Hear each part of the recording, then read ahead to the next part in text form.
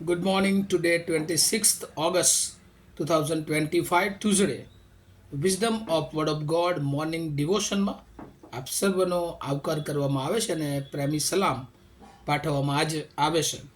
આજે સવારે આપણે નીતિવચનોના પુસ્તકમાંથી એનો 14મો અધ્યાય અને એની 12મી કલમ પર ટૂંકું મનન કરવા માગીએ છીએ. Probes chapter 14 વર્સ 12. અને પ્રભુનું વચન આપણને આ પ્રમાણે કહે છે, એક એવો માર્ગ છે કે જે માણસોને ઠીક લાગે છે, પણ તેનું પરિણામ મોતનો માર્ગ છે.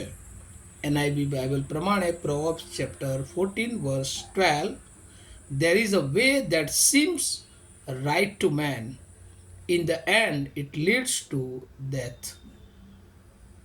આ નીતિવચન કે જે સુલેમાને આપણને આપ્યા છે, જે વ્યવહારિક જીવનોને, આત્મિક જીવનોને, રોજના પ્રભુ સાથેના સંબંધને કેવી રીતે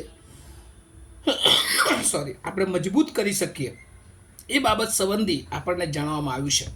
અને જો એને એક મુદ્રાલેખ અથવા એક થીમમાં કેવું હોય તો વર્લ્ડલીનેસ ઇટ્સ ડિસ્ટ્રેક્શન.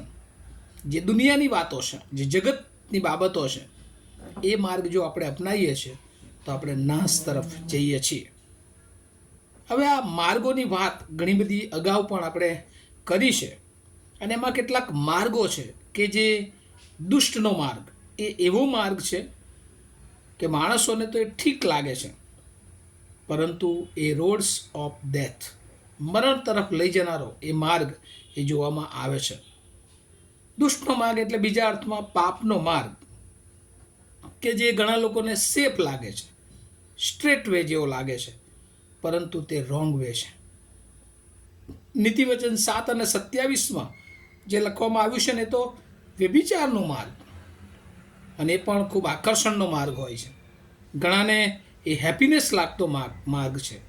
દુષ્ટતાનો માર્ગ એ ઘણા લોકોને માટે શક્તિ આપનારો, સામર્થ્ય આપનારો, પાવર આપનારો એ માર્ગ હોય છે.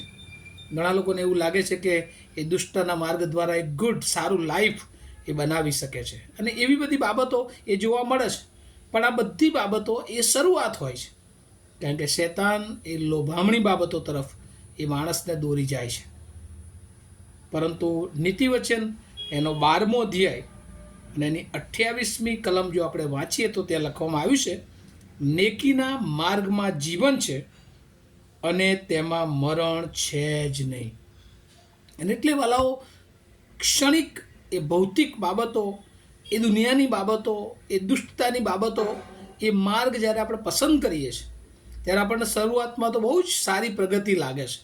એમ થાય છે કે આ માર્ગ એ સાચો માર્ગ છે.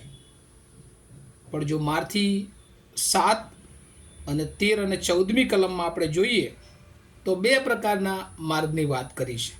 એક નેરો ગેટ, જે સાંકડો માર્ગ, અને આ સાંકડા બારણેથી માહે પેસો એવું ઈશ્વર આપણને સૂચન કરે છે. કેમ કે જે માર્ગ નાશમાં પહોંચાડે છે તે વાઇડ વે છે, ચોડો માર્ગ છે, પહોળો માર્ગ છે, અને એ માર્ગથી ઘણા બધા લોકો અંદર બેસે છે. પણ સાંકડો માર્ગ પસંદ કરનારા બહુ ઓછા લોકો હોય છે. અને એટલે પ્રભુ એના બાળકો તરીકે, એના પસંદ કરેલા લોકો તરીકે, એના સેવકો તરીકે, એના રાજમાન્ય યાજક વર્ગ તરીકે આપણને અલગ કરીને આપણને પ્રભુ હંમેશા એ ન્યાયી માર્ગ પર ચાલવા માટે એ ઉત્તેજન આપે છે.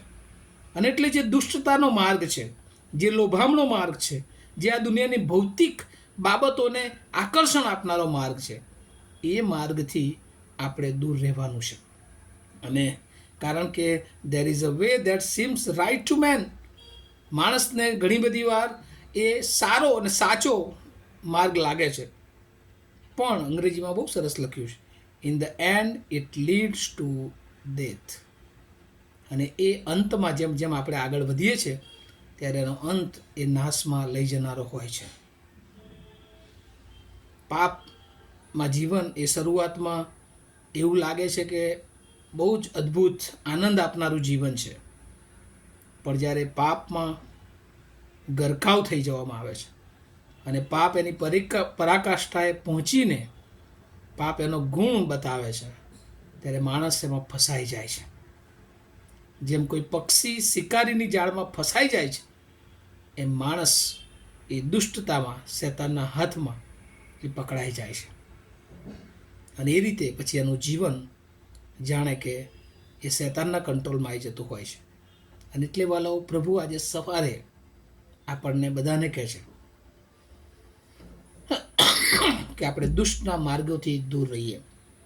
આપણે આપણા જીવનને એ હંમેશા સાંકડો માર્ગ, પ્રભુનો માર્ગ, પ્રાર્થનાનો માર્ગ, આત્મિક જીવનનો માર્ગ, પ્રાર્થના સાથે બાઇબલ વાંચન, વચન અને વચનોની સાથે જીવવાનો માર્ગ એ ઈશ્વરે આપણને આપ્યો છે. અને પ્રભુ ઈસુ જે આપણને કહે છે તમને ભરપૂર જીવન મળે, પુષ્કળ જીવન મળે, એ એના માટે હું આ પૃથ્વી પર આવ્યો છું. અને એટલે પ્રભુમાં જીવન જીવવું એ જ આપણા માટે શ્રેષ્ઠ માર્ગ છે. અને એટલે જ રોજે રોજ પ્રભુ આપણને જુદા જુદા વચનોથી એના માર્ગો સંબંધી, એની ઈચ્છા સંબંધી આપણને જણાવે છે. અને આ જ્ઞાની સુલેમાન પણ પોતાના ઘણા વખતના અનુભવો પછી એણે બધું જ પામી ચૂક્યો હોવા છતાં પછી એ અંતમાં એ પ્રમાણે કહેશે કે વ્યર્થ ત્યાંનું વ્યર્થ, બધું વ્યર્થ જેવું છે. મૂર્ખ માણસ આ દિશામાં આગળ વધે છે, પણ પ્રભુએ આપણને જ્ઞાની બનાવ્યા છે. અને અત્યારે આપણે યોગ્ય માર્ગમાં ચાલીએ અને પ્રભુના બાળકો તરીકે આપણે અનંત જીવનને માર્ગ પર આગળ વધીએ, નહીં કે નાશના માર્ગ. અને એવી દેવની ઈચ્છા આપણા જીવનને માટે છે. ત્યારે પ્રભુ આપણા સર્વને માટે દુષ્ટતાના માર્ગથી દૂર રહેવાના માટે આપણને કૃપા આપે. આવું આપણે પ્રાર્થના કરીએ. અમારા જીવંત અને દયાળુ ઈશ્વર, અમે બહુ આભાર માનીએ છીએ આજનો દિવસ તમે અમને આપ્યો. પ્રભુ, અમને યોગ્ય માર્ગે ચાલવાના માટે, તમારી અધીનતાના માર્ગે ચાલવાના માટે, સત્યતાના માર્ગે ચાલવાના માટે પ્રભુ તમે અમને તૈયાર કરો. તમારા આત્માની રોજે રોજ અમને દોરવણી આપો. પ્રાર્થનામાં અમે દ્રઢ રહીએ, વચનોમાં અમે દ્રઢ રહીએ, સંગતોમાં અમે દ્રઢ રહીએ, કે જેથી કરીને પ્રભુ તમારી ઈચ્છા, તમારી યોજના અમારા જીવનોમાં પરિપૂર્ણ થાય અને અમારા જીવનનો માર્ગ સફળ અને આશીર્વાદિત થાય. અમે નાશમાં ન જઈએ, પણ પ્રભુ અમે તમારા રાજ્યના ભાગીદાર બનીએ એવી કૃપા માગતા અમારી પ્રાર્થના ઈસુ પ્રભુના નામમાં સાંભળો, તેનો સ્વીકાર કરો. Amen. Have a nice day to all of you. Thank you.